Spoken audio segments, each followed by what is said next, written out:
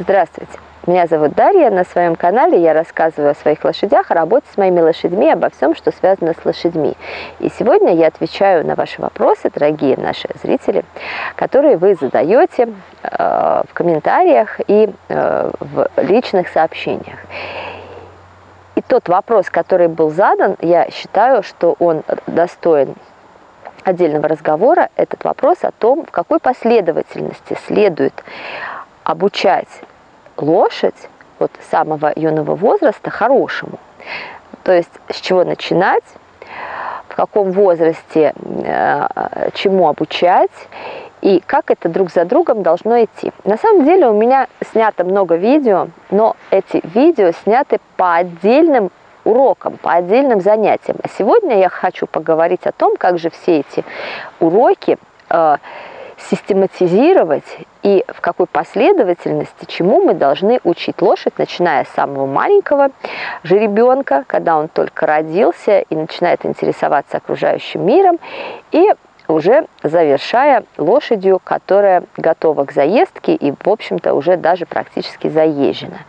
Вот об этом мы сегодня поговорим. И сейчас мы пойдем за табуном, который ушел пастись, и найдем какого-нибудь жеребенка, и на примере его, наверное, что-нибудь я покажу, расскажу. Ну, конечно, больше расскажу. Ну, а лошади нам нужны для более яркого, так сказать, понимания вещей. Ну что, пойдемте за табуном. Когда жеребенок только-только родился, и вы хотите, чтобы он был контактным и ручным, первое, с чего нужно начинать, это приучать его к тому, что его везде трогают, его чистят, его гладят, у него берут ножки. И это можно делать не только где-то в деннике, но это можно делать и в поле. Да, и он должен это хорошо воспринимать.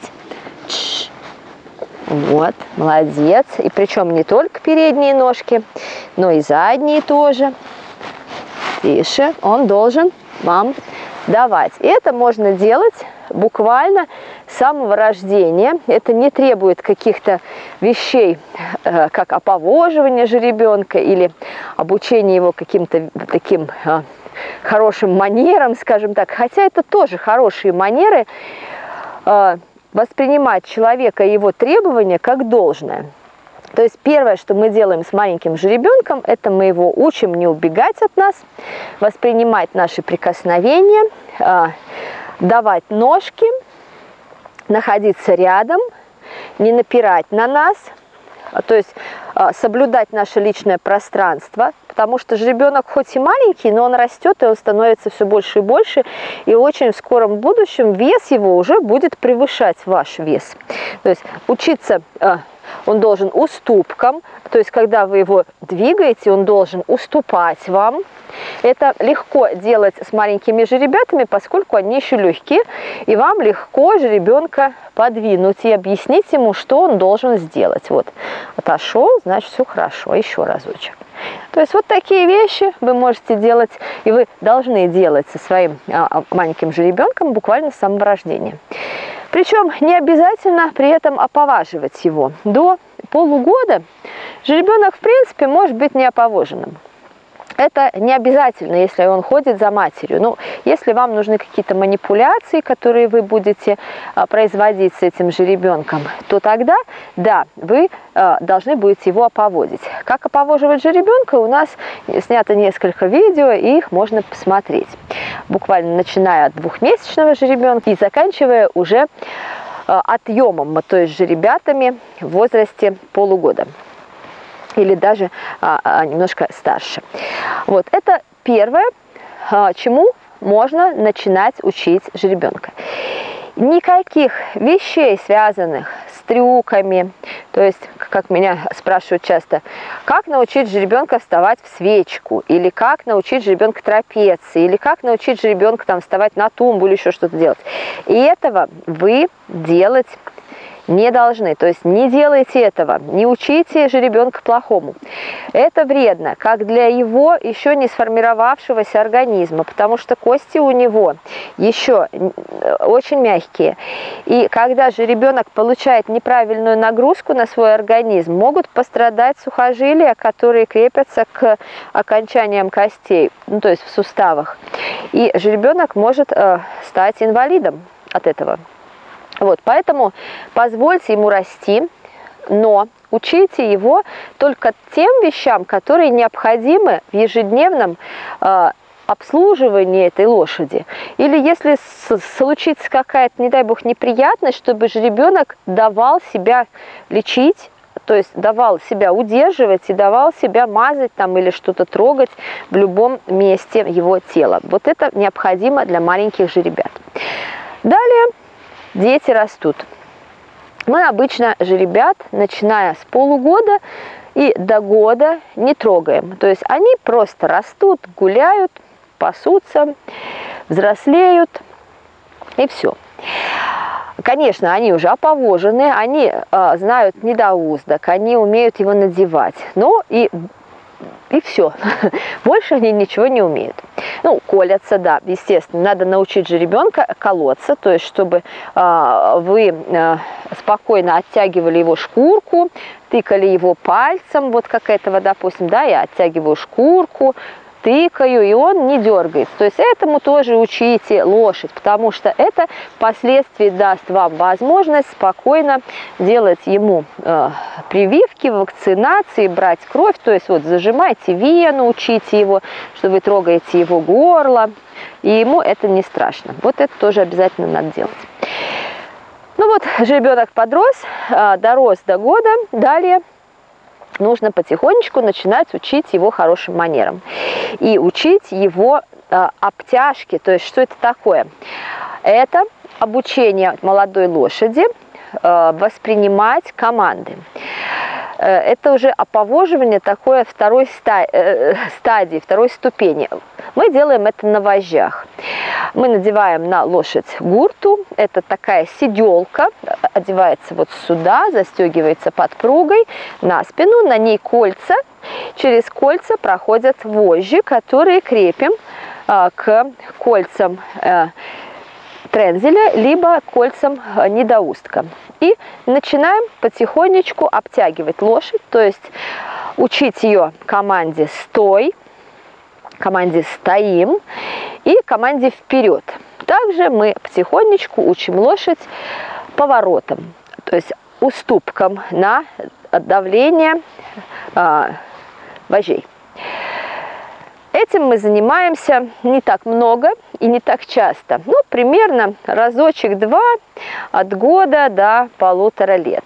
Ну, а дальше уже начинаем обтяжку и заездку в сани, если лошадь достаточно доросла до этого физически.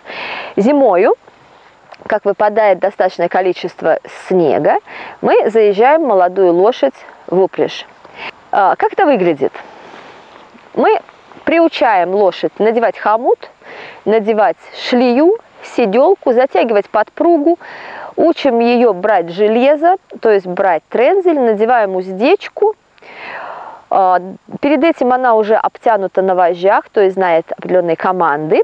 Стой, вперед, повороты, осаживание, остановки. И дальше мы лошадь запрягаем. Запрягаем ее в легкие сани и двигаем ее в санях. Если лошадь хорошо побежала, поняла, как это, она не пугается, она восприняла это хорошо, мы от нее отстаем до будущего лета. То есть дальше мы опять ничем не занимаемся. Ну, вы можете со своей лошадью какие-то вещи в руках делать, но лошади очень быстро учатся, и если они чему-то научились, они запомнили это надолго. Ну, а сейчас мы пойдем к годовикам и на их фоне так немножко поговорим о том, чему же учить лошадь дальше. Вот этому же ребенку только исполнился год. Конечно, в таком возрасте, как я уже сказала, никаких нагрузок на молодую лошадь давать нельзя. Вы можете только учить ее даже на недоустке каким-нибудь вещам, типа проходим рядом, останавливаемся, поворачиваем за мной, уступаем давлению, то есть вот такие вещи, Донечка, прими, вот такие вещи вы со своей маленькой лошадью делаете, то есть учите ее хорошим манерам, только это и все. Ну а дальше, когда уже лошади делается 2 года, мы будем на нее смотреть, насколько она сформировалась. Сейчас мы подойдем еще к одному коню, которому на данный момент 2 года, но он у нас не заезжен, ни в упряжь, ни под верх, потому что он несет достаточно большую нагрузку в качестве производителя. Да, вот он такой молодой, но, как показал опыт, он все-таки уже способен произвести потомство. И нам от него на данный момент нужно только это. Ну вот данной лошади 2 года, он рысистого типа, он не крупный мальчик, небольшой, и, конечно, такую еще юную лошадь я бы заезжать под верх не стала, потому что считаю, что он еще мал. Ему нужно еще вырасти, ему еще нужно сформироваться, и та нагрузка, которую он несет сейчас, для него, я бы сказала, весьма велика для его еще юного организма. Вот. Этого коня мы будем заезжать не ранее, чем в 3 года. Ну, а в сани не ранее, чем в 2,5, а может быть и еще позже. Вот. То есть вот такую еще не крупную лошадь в 2 года я бы заезжать не стала. Ну, а вот этой кобыле 3,5. Она уже вполне сформирована. Вот эту лошадь мы уже заездили в прошлом году, когда ей было 2,5. Она заездку прошла хорошо, но сейчас она у нас тоже отдыхает, мы на ней не работаем, потому что, будучи заезженной, я считаю, что ей нужно еще немножко подрасти и окрепнуть. Окрепнуть должны ее суставы, которые у нее достаточно крупные и достаточно сырые. И если мы сейчас будем давать нагрузку на эту лошадь, то она может свои суставы повредить. Поэтому она просто гуляет и доформировывается. Ну, завершу, наверное, такое вот резюме. Скажу, что я считаю, ну, это мое личное мнение, основанное на примере тех лошадей, с которыми я работаю, которые у меня рождаются, которые у меня взрослеют и с которыми мы ведем работу. До полугода нужно просто приучать жеребенка воспринимать человека как часть его мира и разрешать человеку всевозможные с собой манипуляции. До года жеребенок должен быть оповожен, он должен ходить рядом с человеком, останавливаться по команде, трогаться по команде, не должен вырываться, не должен свечить, козлить на человека, то есть он должен быть обучен хорошим манерам. Это до года. С года до 1,5 лет производится обтяжка молодой лошади на вожжах. То есть мы учим молодую лошадь на вожжах, то есть когда человек идет сзади или сбоку от лошади, воспринимать голосовые команды. На корду в этом возрасте жеребенка ставить рано. Вожжи не являются кордой. На вожжах лошадь двигается прямолинейно, она не гнется, она не заваливает плечо. Молодая лошадь должна двигаться ровно, она не должна валить и перекрещивать передние и задние ноги. Это вредно для ее опорно-двигательного аппарата. Не ставьте ни в коем случае жеребенка на корду рано, это ему вредно. Далее, с 1,5 до 2 лет мы производим первичную заездку лошади в упряжь. Не под верх, а в упряжь. В упряжи лошадь ставится в сани. Почему в сани? Потому что это наиболее щадящая нагрузка для нее. Сани двигаются по снегу легко, они легкие, и они не издают такой грохот, как телега, допустим, или какой-то экипаж. И лошади легко их вести. Сани могут быть как легонькие, так и потяжелее, в зависимости от возможностей и типа лошади заезжаемой. Вот, мы заезжаем лошадь молодую в сани в этом возрасте и отстаем от нее до 2–2,5 лет. В 2–2,5 года лошадь должна уже знать уздечку, гурту, вожжи, должна быть хорошо оповожена, должна уметь хорошо ходить рядом с человеком, она должна знать седло, попону, вальтрап, то есть то, что ложится ей на спину, затягивание подпруги. Это все лошадь должна знать. И в 2–2,5 года, опять же, в зависимости от габаритов лошади и ее готовности, лошадь заезжается под верх. Заезжается не равно работе под верхом, то есть на нее начинает подсаживаться всадник. И вот это обучение лошади под всадником длится с 2 лет до 3 лет. То есть до 3 лет мы галоп под всадником не делаем. Галоп мы начинаем делать на молодой лошади в возрасте не ранее 3 лет.